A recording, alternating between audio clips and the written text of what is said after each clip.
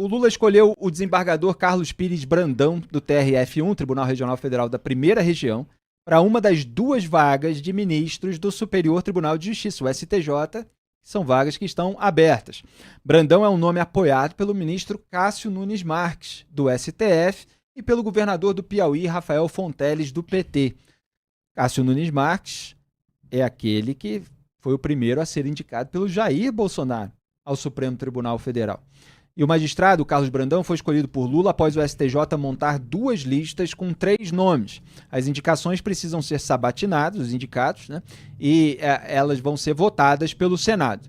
Lula não conseguiu emplacar o seu candidato favorito ao STJ, que era o desembargador Rogério Favreto, do TRF4, Tribunal Regional Federal da 4ª Região. Favreto ficou de fora das 2 listas tríplices entregues ao petista no ano passado, com os nomes a serem escolhidos. Lembrando que o Favreto foi aquele que tentou soltar o Lula na época da Lava Jato com uma canetada, e depois a decisão dele foi derrubada, ele foi durante anos filiado ao PT. É claro que o Lula queria aquele mais camarada de todos, mas teve que escolher ali a segunda opção. Antes da votação, o Globo informou que Lula havia conversado pessoalmente com alguns ministros e mandado um recado bem direto também a outros emissários. Se Favreto for barrado pelo grupo dominante na corte, liderado pelos ministros Luiz Felipe Salomão e Mauro Campbell, que reúne cerca de 15 magistrados, vai dar o troco, não indicando o candidato apoiado por eles na disputa do Ministério Público, Sami Barbosa Lopes, mesmo que esteja na lista tríplice. A gente tem que monitorar isso porque foi o que o Lula ameaçou fazer na época, segundo o jornal. Então você tem aí toda essa pressão interna, fora o lobby dos ministros do STF para emplacar aliados nos demais tribunais. É o lobby para que o presidente escolha aqueles que eles querem. E o candidato apoiado pelo PT, pelo Lula, foi filiado durante 19 anos ao PT. Duda Teixeira, eu comentei mais cedo no X que o Cássio Nunes Marques ele já tinha sido nomeado 2 vezes pelo Lula para o Tribunal Regional Eleitoral do Piauí e uma vez pela Dilma para o próprio TRF1. Depois foi nomeado pelo Jair Bolsonaro para o STF, apadrinhado pelo Ciro Nogueira, do Centrão, que é conterrâneo dele no Piauí, que chamava de Nosso Cássio, para blindar o Flávio Bolsonaro. E, claro, para blindar também os seus padrinhos, o Ciro Nogueira, o Arthur Lira, a turma do PP. E o Cássio Nunes Marques fez tudo isso no STF. Ele votou lá pelo arquivamento do inquérito do quadrilhão do PP, que atingia o Ciro Nogueira, o Arthur Lira. Ele votou pelo foro privilegiado retroativo do Flávio Bolsonaro. Então ele é alguém que joga em casa no bolso petismo. O que você destaca? Interessante esse histórico do Cássio Nunes Marques. E o que a gente vê, Felipe, é que a instância brasileira, a justiça brasileira tem várias instâncias, né?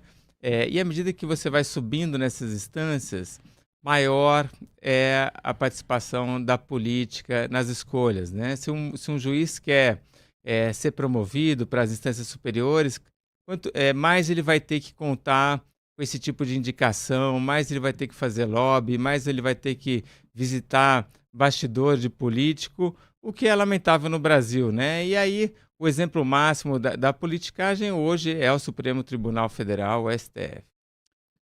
Denis, eu sempre fico indignado com o lobby que existe nos bastidores, com a campanha escancarada, que é noticiada em diversas matérias na imprensa, de ministros de tribunais superiores para emplacar aliados em outros tribunais, porque aí eles vão tendo mais poder político dentro do poder judiciário.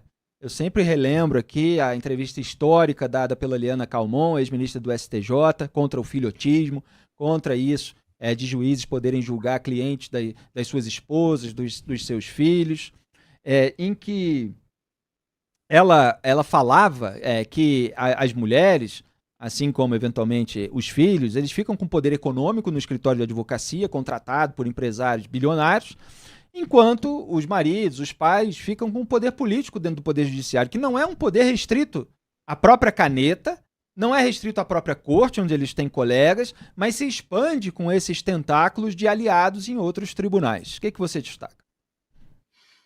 A impressão que eu tenho, Felipe, é que, especialmente nos últimos anos, nós temos visto a cúpula do Judiciário Nacional fazendo diversos movimentos que testam a nossa tolerância enquanto povo, o nosso brio, os nossos valores, os princípios que realmente regem a sociedade. E na medida em que essas respostas não vêm de fato, eles se sentem mais e mais confortáveis para avançar sobre espaços que antes seriam motivo de pelo menos algum constrangimento.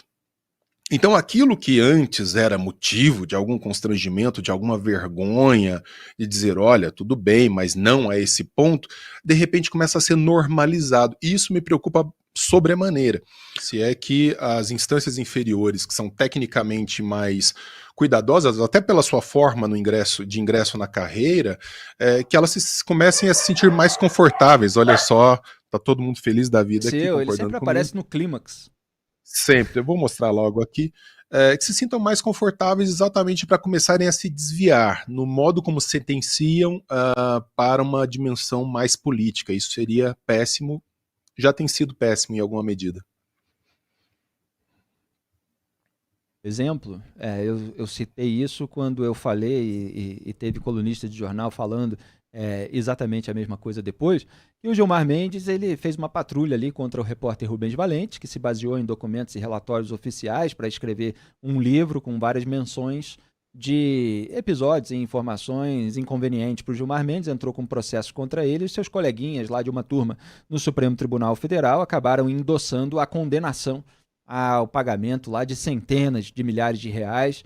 Depois todo o episódio veio a público, gerou uma grande indignação, houve vaquinha para pagar, mas o STF ficou lá nessa posição de quem está intocável. Os próprios ministros eles não vieram a público esclarecer. O Luiz Fux emitiu uma notinha ali muito rasteira para dizer se leram um livro ou apontar qual é a mentira do livro.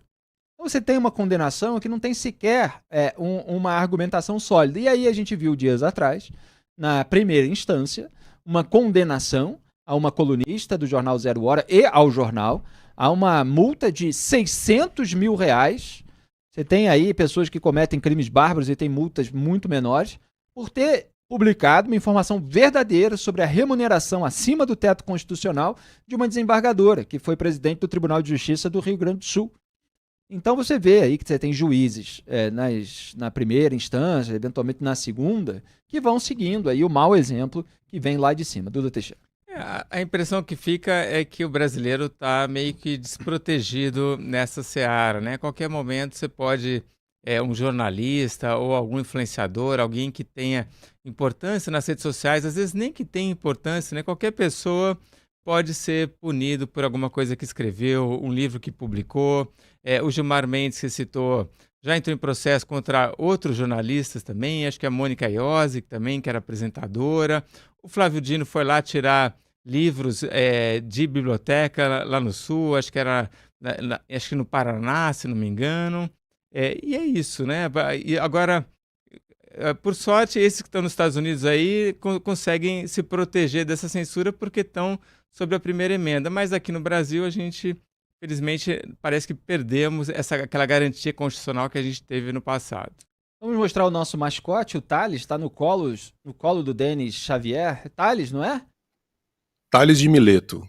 Thales de Mileto, que isso? É praticamente um filósofo esse cachorro.